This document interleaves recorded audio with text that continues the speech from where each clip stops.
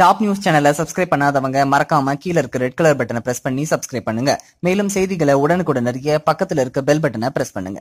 ஆஸ்திரேலிய cricket அணி தென்னாப்பிரிக்காவில் சுற்றுப்பயணம் மேற்கொண்டுள்ளது. இந்த இரு அணிகளுக்கு இடையிலான 3வது டெஸ்ட் போட்டி கேப்டவுனில் நடைபெற்று வருகிறது.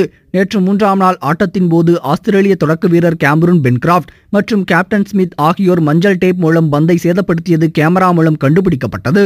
பின்னர் செய்தியாளர்களை சந்தித்த பென்கிராஃப்ட் தனது தவறை ஒப்புக்கொண்டார். அணியில் உள்ள முக்கிய வீரர்கள் சிலர் திட்டமிட்டு இந்த செயலில் ஈடுபட்டதாக அவர் தெரிவித்துள்ளார். இந்த தவறு தமக்கு தெரிந்தே நடந்ததாக கூறிய கேப்டன் ஸ்மித் இனி தனது தலைமையில் இதுபோன்ற சம்பவங்கள் நடைபெறாது என்று உறுதியளித்தார்.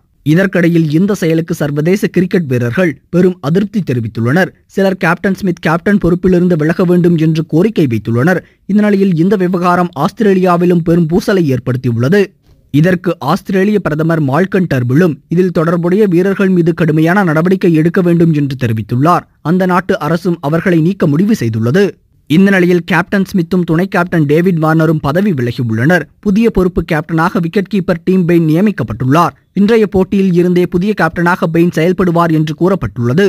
மேலும் கேப்டன் ஸ்மித் ஒரு போட்டியில் விளையாட தடை விதிக்கப்பட்டுள்ளது. இந்த தகவல் உங்களுக்கு பிடிச்சிருந்தா லைக் பண்ணுங்க, கமெண்ட் பண்ணுங்க. மறக்காம கீழ இருக்க ரெட் கலர் சப்ஸ்கிரைப் பட்டனை பிரஸ் பண்ணி டாப் நியூஸ் சேனலுக்கு சப்ஸ்கிரைப் பண்ணுங்க. நன்றி, வணக்கம்.